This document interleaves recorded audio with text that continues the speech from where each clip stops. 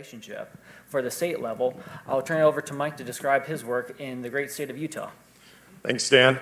I have to relate a personal story that Elaine's comment actually reminded me of. I grew up in Idaho in a little town named Malad that is right north of the Utah border.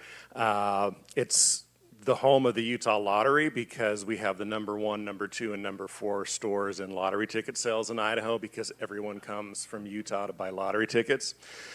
But I graduated from high school in 1995, and the first of our classmates to pass away was actually killed a few years after we graduated.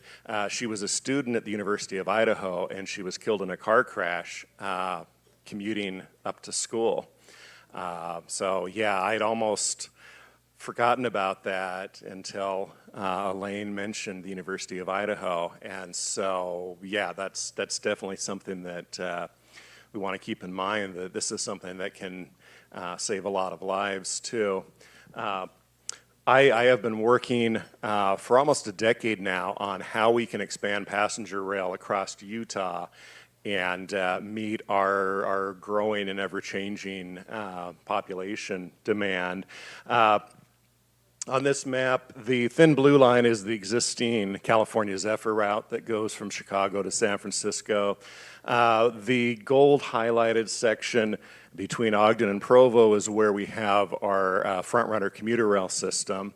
And one of the problems in Utah is, like many other states, our state DOT is extremely siloed and does not really do much in terms of statewide public transit. And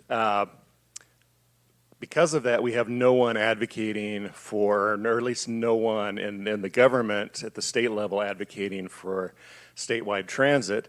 And I looked at what we can do in Utah in terms of extending passenger rail using existing routes. All of the red lines are existing Union Pacific routes that we could be running passenger service on.